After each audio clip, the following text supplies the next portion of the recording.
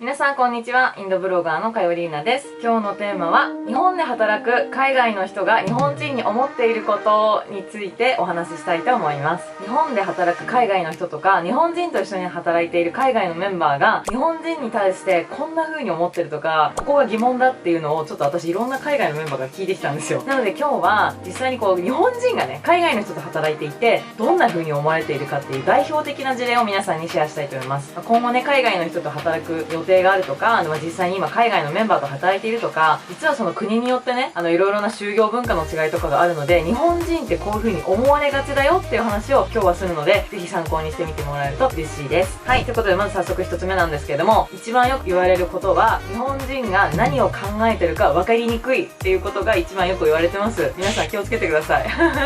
これよくあるんですけれども、日本の人って本音と建前っていう分ける文化があるじゃないですか。あとは例えば仕事だとプライベートと会社での付き合いは別って考える人もいますよね。こういった分け方が一部の海外のメンバーからするととてもすごく、分かりにくいとか、ちょっと不快っていうかね、そういう風に思われてる事例があります。なので例えばなんですけれども、うちの会社でインドのメンバーがうちの会社に入ってきた時に、一番最初に日本の文化で学んだことは、日本には建前と本音っていう文化がありますと。実は日本人って言ってることと腹の中で思ってることが違うよっていう、そういう文化があるよっていうのをまず一番最初に教わったらしいんですよね。なのでインドのメンバーから聞かれたことは、かよさんが今言ったことは建前ですか本音ですかみたいな感じでね、質問を受けることがあって、私が言ってることは全部本音だからねっていう風に、そういう風に伝えた、こんなコミュニケーションを取ったこともありました。私たちは自然に建前と本音を分ける傾向があるんですけれども、彼らからすると全部本音だと思ってるメンバーもいるわけなんですよね。もちろん長年日本で働いてるメンバーはなんとなく日本の人が言ってることが建前だったっていうのもだんだん分かってくるメンバーもいるんだけれども、初めて海外から来たメンバーからすると、どうして言ってることと考えてることが別なんだろうっていうのはすごく大きな疑問なわけなんですよね。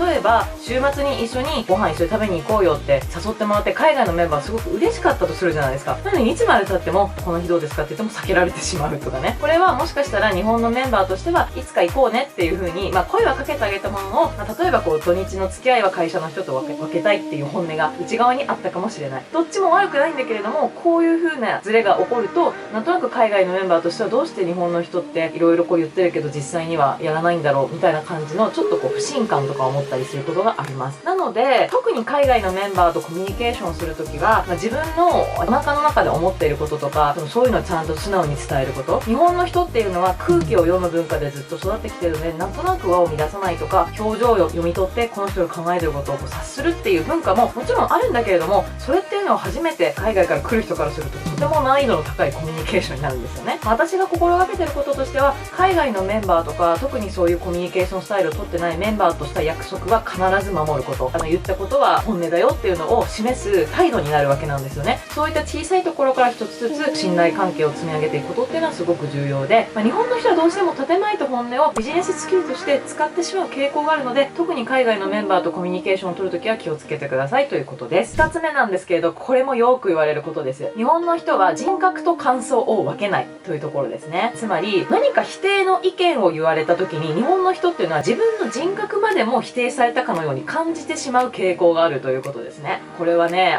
本当によくあるあるのことなんですけれども、そもそも日本の人っていうのは議論する文化とか討論をするっていうのに慣れていないわけなんですよ。なんとなくみんなで同じ意見を持っていく合意形成をすごく重要視する考え方を持ってるんですけれども、結構海外の人っていうのはイエスノーとかではっきりしたテーマにつけて白黒をはっきりして議論することが好きだったりもするんですよね。海外のメンバーと何か議論する時とかに結構意見がぶつかることっていうのは自然に起こりうるんですけれども、それをされた時に日本の人っていうのは自分の意見ではなくて自分の人格とか性格までも否定されたかのように感じてしまって落ち込んでしまうってことがよく起こるわけなんですよね。なので結構よくあるのが、ミーティングの場ですごい討論とかした後にそれ終わった瞬間にケロッとしてて一緒にお茶飲みに行くとか。でも日本の人ってなんとなくミーティングの場でぶつかり合ってしまうと、その人の性格までも悪いように感じてしまって、その後話したくないみたいなこととか起こりやすいわけなんですよ。そういう風になってるので、そういうのって海外のメンバーからしたらめんどくさいわけなんですよ。なので今話し合っていることが何について話し合ってるの、別にあなたのパーソナリティとか性格について否定してるわけではなくて、こういう考え方について、たまたま意見が合わなかったっていうことが起こり得るんですよね。なのでいちいち意見がぶつかったりすることで、自分がダメなんじゃないかとか自分の人間性まで否定されたような気分にならないこと、それと感想と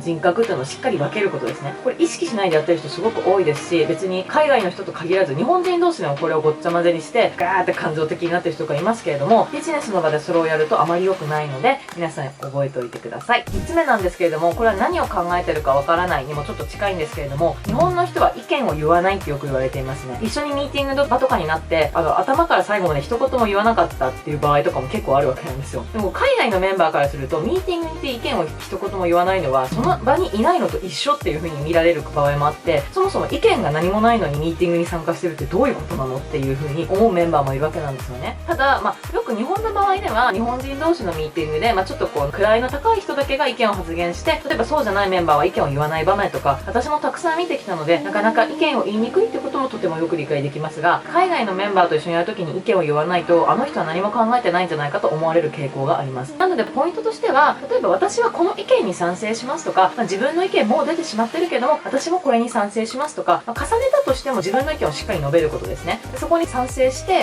して自分もこういう風に考えてるんだよってことをしっかりアピールすることとか、あとは日本の方のコミュニケーションであまり起こりにくいかもしれないですけども、この意見すごくいいなとか称賛のコメントをつけることっていうのもすごく歓迎されます。英語でミーティングとかやると分かると思うんですけども、結構お互いに褒めたたえる文化がすごい強いんですよ。特に英語とかってエンパワーメントとかプラウドをビューとか、そういう相手を褒めたたえる単語っていうのがたくさんありますよね。例えばもう意見が出てしまった場合は、誰々さんの意見これすごく良かったと思うとか、雰囲気を良くするようなコメントを付け加えるだけでも、その人がビジネスマンとしてその場にいるっていうその存在感というのは十分アピールできると思います。これもちろんね、ちゃんと議論に参加できるのは一番いいんだけれども、一番最初そうだとちょっと難易度も高いかもしれないので、こういったやり方もあるよ。とにかく何も言わないとそこにいないのと一緒にされるので、それはあまり良しとされないってことを覚えておいてください。あとはもう一つ言われてるのは、日本の人はとても忍耐強いというふうに言われています。私の会社とかでもよくある事例で、何か新しい制度とかスタートした時に、日本の人ってあんまり厳しい意見とかを言うことってないんですけれども、海外のメンバーとかはしっかりはっきり言うんですよ。これはどうしてこうなってるのとか、これには賛成できないってはっきり言うんですけど、日本の人ってなんとなく受け入れる、あんまり強く討論したりする傾向が少ないというふうに思われています。別にそれはどっちでもいいと思うんですよね。忍耐強い傾向にあるっていうのは。ただそうやって意見を言わないことによって、だんだん悪い方向に行ってしまうってこともあるので、しっかり自分の意見をつどつど発信することとか、我慢しないってことですね。何か不思議だなとか思ったら臆せずに言うことっていうのもすごく重要ですし、海外のメンバーはやっぱ日本のメンバーはそういう点が弱いというふうに思っているので、日本のメンバーもね、自分の意見を